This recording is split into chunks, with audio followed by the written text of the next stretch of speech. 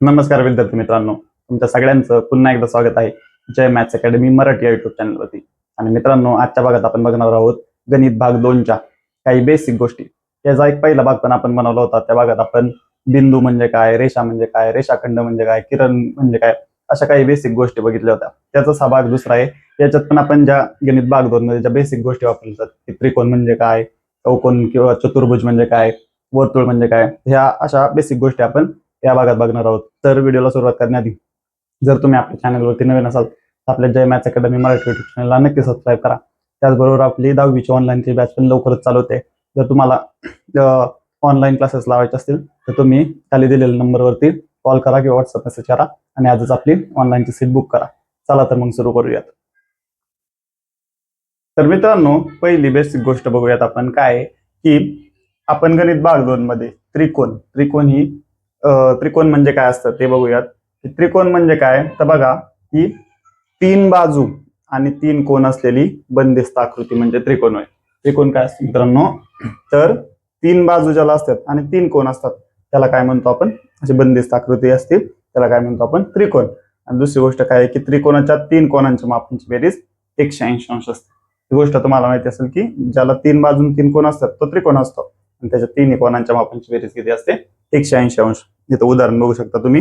हा त्रिकोण आहे एबीसी त्रिकोण आणि आपण काय केलंय, त्याच्या 3 कोनांच्या मापांची बेरीज म्हणजे कोण ए अधिक कोण बी अधिक कोण सी बरोबर 180 अंश. म्हणजे या 3 कोनांच्या मापांची बेरीज मिळून काय होते, 180 अंश. तर हा असतो मित्रांनो त्रिकोण, ज्याला 3 बाजू असतात आणि 3 कोन असतात आणि त्याच्या 3 कोनांच्या मापांची बेरीज किती असते, 180 अंश. त्यानंतर मित्रांनो, त्रिकोण बघितल्यानंतर आता आपण चतुर्भुज म्हणजे काय ते बघूयात. त्रिकोणाला काय म्हणतात इंग्लिशमध्ये, ट्रायंगल म्हणतात. चतुर्भुजला काय म्हणतात, क्वाड्रिलॅटरल. बरोबर.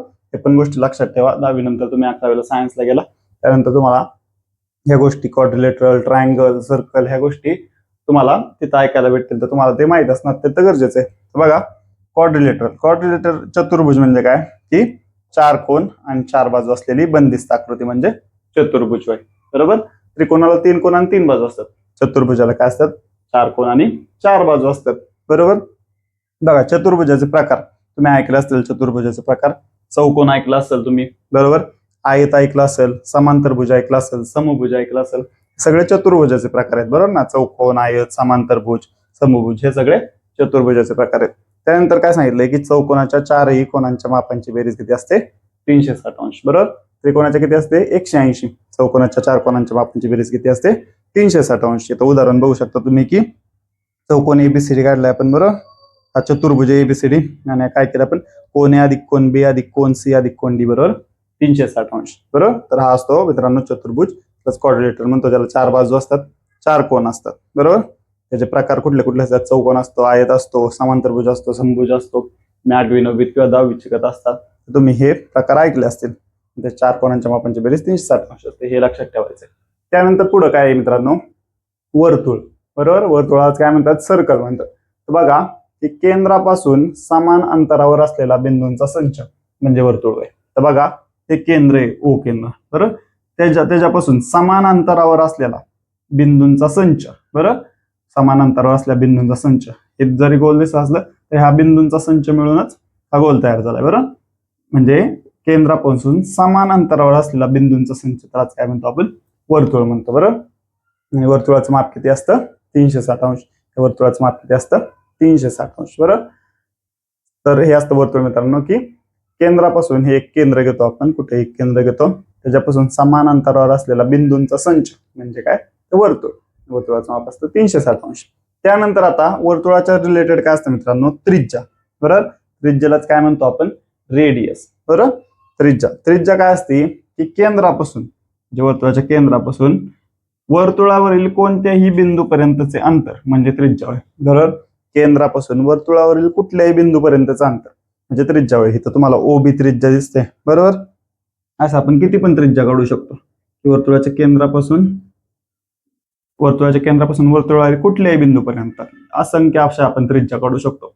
ह्याचं अंतर म्हणजे ह्याचं अंतर काय असतं, त्रिज्या. हे अंतर काय असतं, त्रिज्या असतं. की केंद्रापासून वर्तुळावरील कोणत्याही बिंदूपर्यंतचं अंतर म्हणजे काय, त्रिज्या. हे केंद्र हे वर्तुळ यांच्यातलं अंतर म्हणजे काय, त्रिज्या. तर हे असतं मित्रांनो त्रिकोण, चतुर्भुज, वर्तुळ आणि त्रिज्या. ह्या बेसिक गोष्टी तुम्हाला समजल्या असेल तर हे नोट डाऊन करून घ्या. ह्यात कुठला डाऊट असेल तर तुम्ही कमेंटमध्ये विचारा.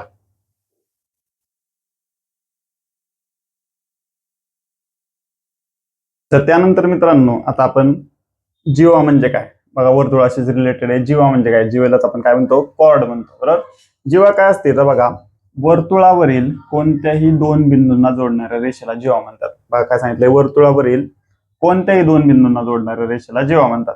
हा वर्तुळ आहे, त्याच्यावरचे कुठल्याही दोन बिंदूंना जोडणाऱ्या रेषेला काय म्हणतो आपण, जीवा. इथं दिसते ए बी दिसते, कुठल्या पण दोन बिंदूंना जोडणारी रेषा आहे तो काय, ती काय आहे, जीवा आहे. इथं पी क्यू दिसतंय, तो ती पण काय, जीवा. अशा असंख्य जीवा आपण काढू शकतो. बरोबर, तर हे असते जीवा, त्याला कॉर्ड म्हणतात. की वर्तुळावरील कोणत्याही दोन बिंदूंना जोडणाऱ्या रेषेला काय म्हणतो आपण, जीवा म्हणतो. त्यानंतर मित्रांनो व्यास, व्यासालाच काय म्हणतो आपण, डायमीटर.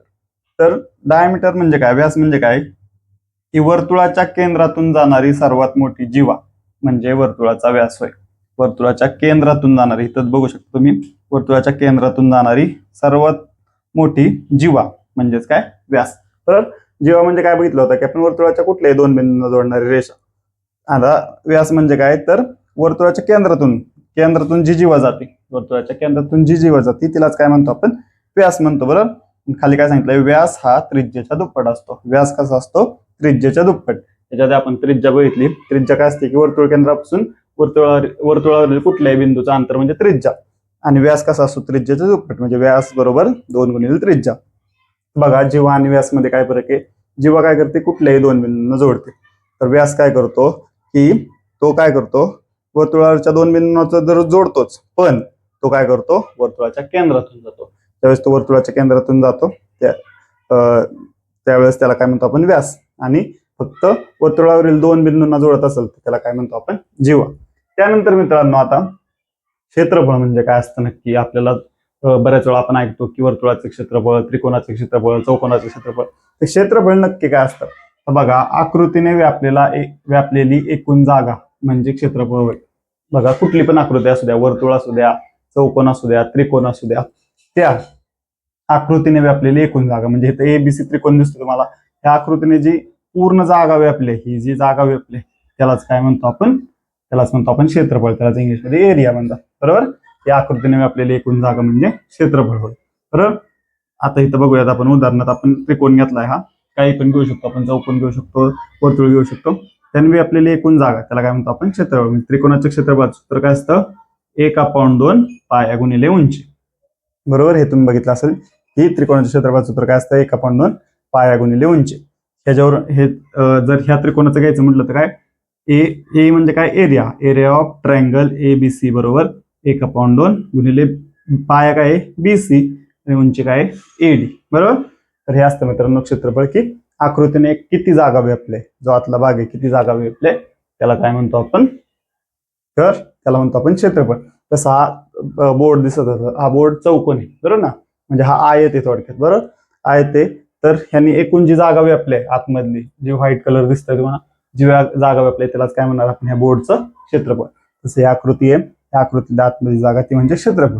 बरोबर, त्यानंतर परिमितीलाच काय म्हणतात, पेरिमीटर. बरोबर, तर परिमिती काय असते, आकृतीच्या सर्व बाजूंच्या लांबीची बेरीज म्हणजे परिमिती होय.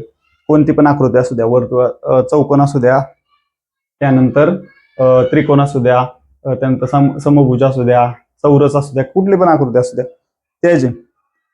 त्याच्या सर्व बाजूंच्या लांबीची बेरीज, त्याच्या सर्व बाजूच्या लांबीची बेरीज म्हणजे काय असतं, परिमिती. म्हणजे परिमिती काय, इथं त्रिकोणी बेस साठी परिमिती काय असणार आहे, ए बी अधिक बीसी अधिक एसी, सगळ्या बाजूंच्या लांबीची बेरीज म्हणजे परिमिती. आकृतीने व्यापलेली जागा म्हणजे क्षेत्रफळ. त्यानंतर व्यास काय, व्यास म्हणजे अशी जीवा जी काय करते, वर्तुळ केंद्रातून जाते. आणि जीवा म्हणजे काय, तर ते काय करते, वर्तुळाच्या कुठल्याही दोन बिंदूंना जोडते. बरोबर, ती रेषा म्हणजे जीवा. त्यानंतर केंद्रातून जाणारे जीवा म्हणजेच व्यास. व्यास कसा असतो, त्रिज्येच्या दुप्पट. हे लक्षात ठेवा, हे बऱ्याच वेळा तुम्हाला गणित सोडवताना लागतं की व्यास कसा असतो, त्रिज्येच्या दुप्पट असतो. त्यानंतर क्षेत्रफळ समजलं तुम्हाला, परिमिती समजली. बरोबर, तर हे असतात मित्रांनो काही बेसिक गोष्टी ज्या आपल्याला गणित भाग 2 साठी अत्यंत गरजेचं असतात, जे आपण गणित भाग 2 मध्ये तुम्ही 8वीत असू द्या, 4थीत असू द्या, 5वीत असू द्या, 10वीत असू द्या, तुम्हाला ह्या गोष्टी दरवेळेस पाहायला मिळतात. तर ह्या गोष्टी तुम्हाला माहीत असणं अत्यंत गरजेचं आहे. तर हा होता मित्रांनो आपल्या बेसिक गोष्टींचा भाग दुसरा. त्यात तुम्हाला कुठला जर डाऊट असेल तर तुम्ही कमेंटमध्ये विचारा. आणि जर आपला व्हिडिओ आवडला असेल आपल्या व्हिडिओला लाईक करा आणि आपल्या जय मॅथ्स अकॅडमी मराठी चॅनलला सबस्क्राईब करा. तसंच आपली 10वीची ऑनलाईन बॅच पण लवकरच चालू होते. जर तुम्हाला बॅच जॉईन करायची असेल तर खाली दिलेल्या नंबरवरती कॉल करा किंवा व्हॉट्सअप मेसेज करा आणि आजच आपली ऑनलाईनची जागा बुक करा. धन्यवाद.